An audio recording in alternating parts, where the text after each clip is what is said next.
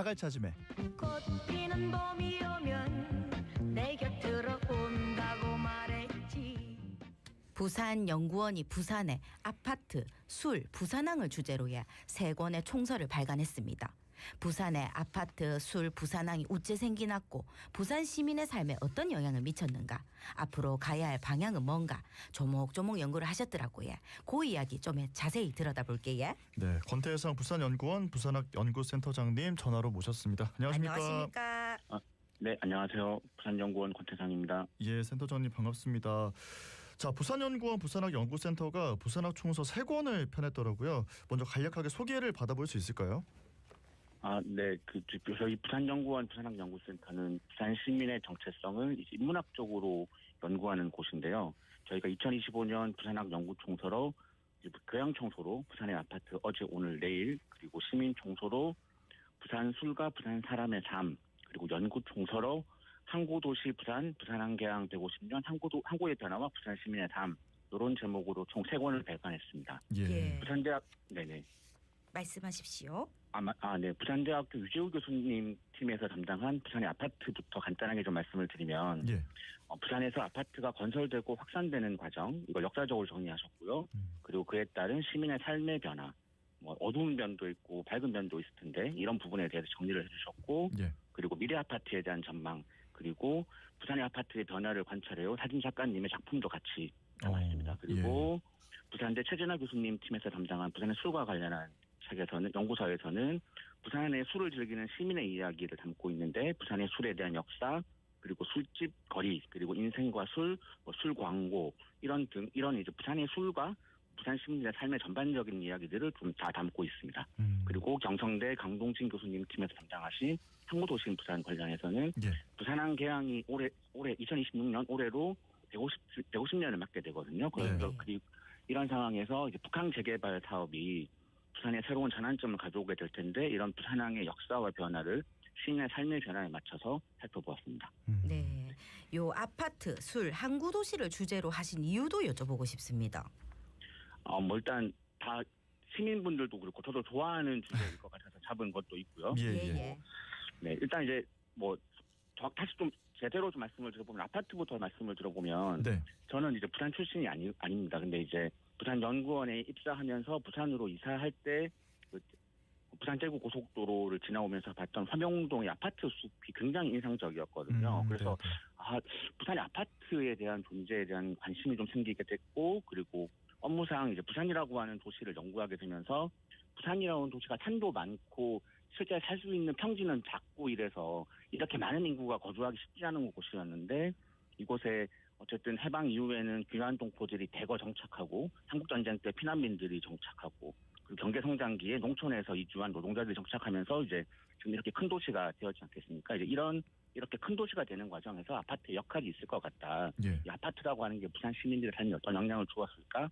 이런 게 궁금해서 아파트에 대한 연구를 진행하게 되었습니다. 그리고 술과 같은 경우에는 이게 제가 개인적 경험이긴 한데, 제가 이제 서울에서 술집에 갔을 때는 이제 소주를 판촉하기 위해서 청년들이 이렇게 많이 다니는 모습을 본 적이 없거든요. 그런데 부산에서 술집에 가면 그런 청년들이 정말 많이 있더라고요. 그래서 이게 술이라고 하는 것이 이렇게 판촉하고 광고하고 하는 형태도 지역마다 다르다면, 부산의 술이 단순히 대선 이런 술의 종류의 문제뿐만 아니라 부산 시민의 삶에 함께하는 어떤 이유가 있을 것 같다, 이런 생각이 들어서 술에 대한 연구를 하게 되었습니다. 그리고 세 번째로는 올해가 앞서 말씀드린 것처럼 부산항 개항 150년인데, 이 시점에 맞춰서 부산항과 부산 시민의 삶에 대해서 부산 시민의 삶에 어떤 영향을 주었는지 돌아볼 필요가 있다, 이런 판단에 대해서 주제를 선정했습니다. 네, 아마 지금 방송을 듣고 계시는 청취자분들, 부산 시민분들께서도 굉장히 흥미롭게 느끼는 주제들이 아닐까 싶은데, 하나씩 내용을 살펴보겠습니다.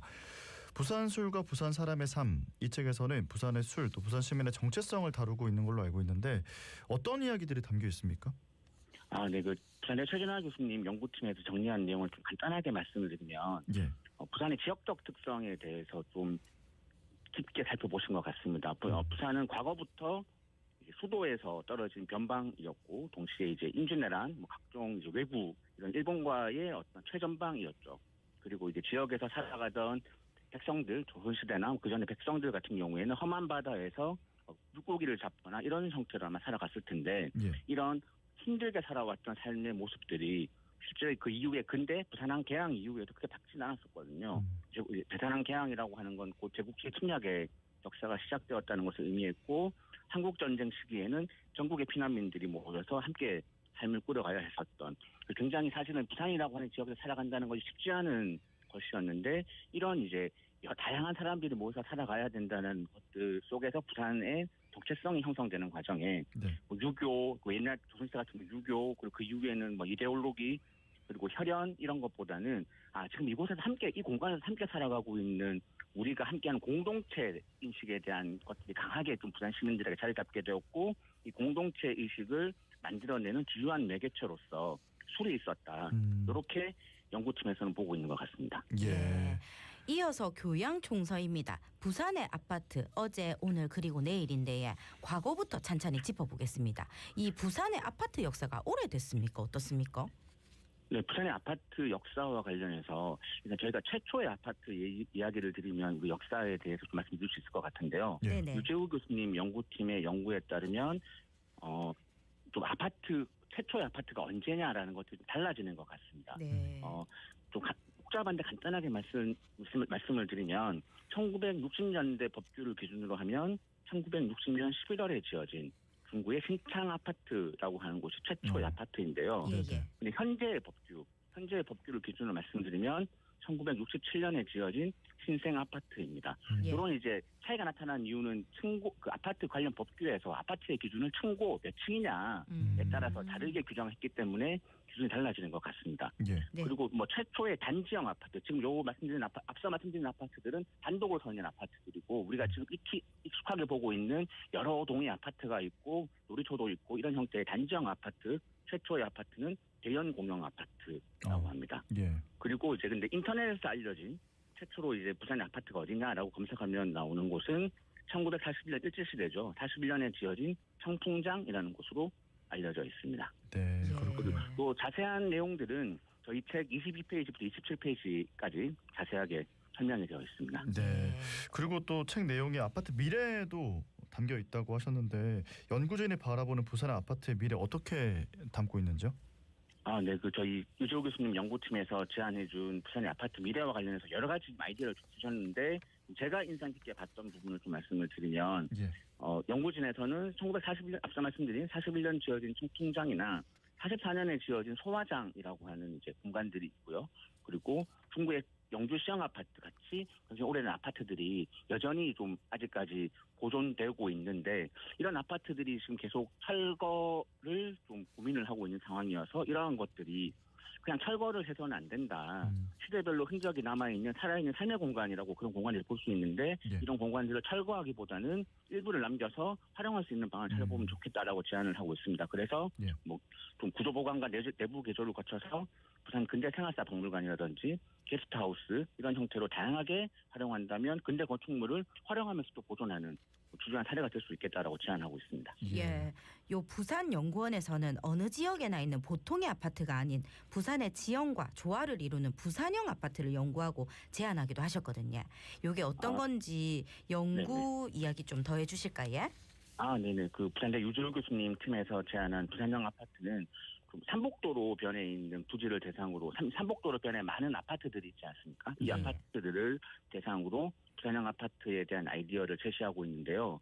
이런 경사면을 따라서 쭉 이제 아파트가 지어지다 보니 경관을 망치고 있는 측면들을 좀 보완하기 위해서 고층의 아파트를 짓는 것이 아니라 경사면을 따라서 4개층, 5개층 단위로 한 층씩 뒤로 물려가면서 아파트를 지어서 경관을 좀 보존하는 형태로 짓고 그리고 이제 옥상 같은 경우에는 텃밭이나 정원 등으로 활용해서 아파트를 가지고 부산만의 독특한 경관을 좀 만들어낼 수 있는 아이디어를 제시하고 있는데요.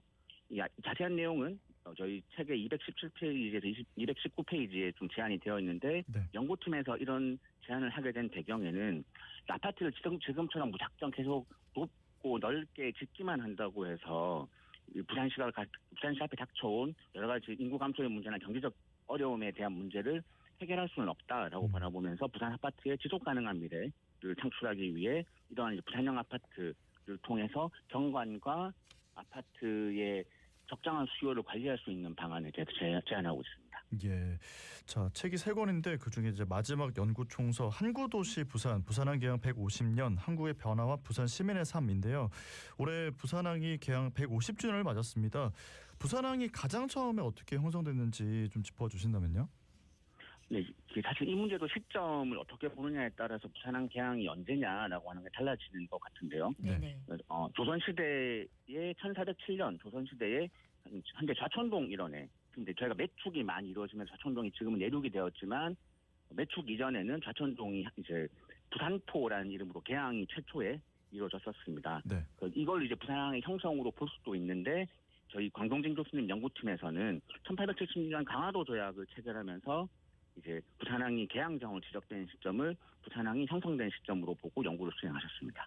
예, 이 시대별 변천사라고 할까요? 부산항이 변화를 거듭할 때마다 부산 시민 그 속에서 살아온 사람들의 삶에도 변화가 있지 않았습니까?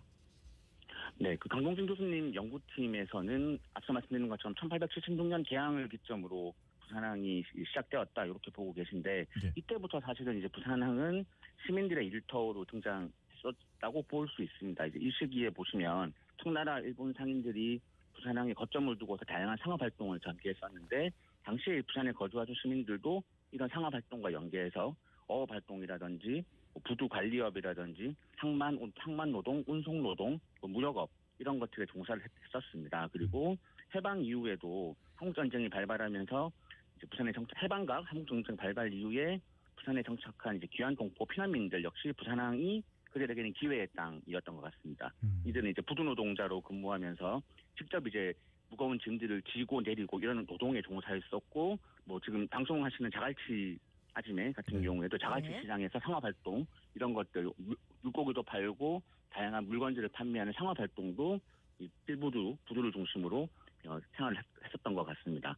다만 이제 최근에 좀 문제가 되고 있는 AI와 관련해서 저희 뭐 회계사들이나 변호사들에 대한 일자리 문제 얘기 나오고 있는 것처럼 경제 성장이 본격화되게 되면서 부산항의 화물 처리가 기계화가 이루어지게 되면서 이제 크레인을 이용한 화물 처리가 이루어지게 되면서 이제 부두 노동자들의 삶도 이제 변화가 발생하게 되는 거죠. 직접 지고 이고 나르던 부두 노동자들의 수요가 줄고 이제 그 크레인을 운전할 수 있는 사람들의 수요가 늘어나고 이런 형태로 변화하면서 부산항에서 부산항을 중심으로 살아갔던 부산 시민들의 삶도 좀 변화가 있었던 것 같고 이제 결국은 지금은 그 진행을 다 하고 주요 기능들은 부산항 신항으로 옮겨갔고 부산항 재개발 사업을 통해서 아마 저희가 좀 그리고 있는 그림은 일본 요코하마의 항만 재개발 사업인 미나토 미라이 21과 같은 형태 이런 형태로 재개발이 이루어져서 시민들의 삶의 여가를 위한 신순간으로 재탄생될 것이다라고 기대하고 있습니다. 예, 알겠습니다. 오늘 부산항 총서 3권에 대한 소개 받아봤고요.